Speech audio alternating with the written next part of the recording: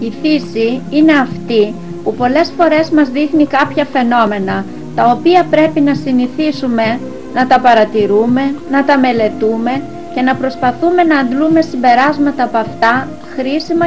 Το φαινόμενο που παρατηρούμε ασφαλώς θα το έχετε συναντήσει και εσείς στη φύση.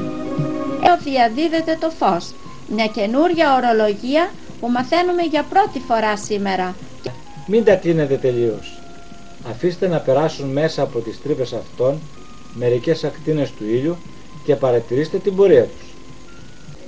Προσοχή όμως να μην κοιτάξετε τον ήλιο αν δεν έχετε πάρει και τα στηρίζετε με τη μικρή βάση πάνω σε ένα θρανείο. Πώς θα παρατηρήσετε ότι το σύρμα περνά μόνο όταν είναι σε ευθεία γραμμή οι τρύπες, να μετακινούνται από τη μηχανή προς την οθόνη σε ευθεία. Μπορείτε και εσείς να κάνετε το ίδιο αν έχετε μια μηχανή προβολής slides. Μέσα στο θερμοκήπιο χρησιμοποιεί τον άϊλο.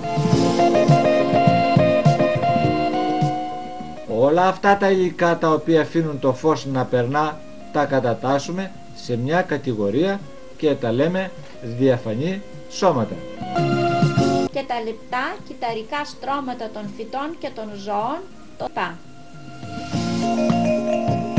Είναι δηλαδή διαφανής στο σκελετό ή μη διαφανής στο μέρος που υπάρχει. Όταν όμως θερμάνεται το κέρμα και λιώσει το κερί, θα γίνει διαφανές και το κέρμα θα είναι ορατό.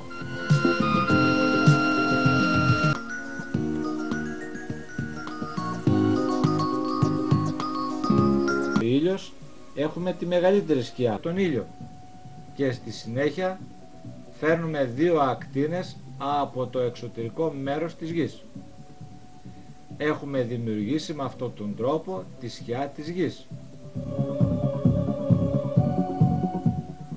Και δύο διασταυρούμενες.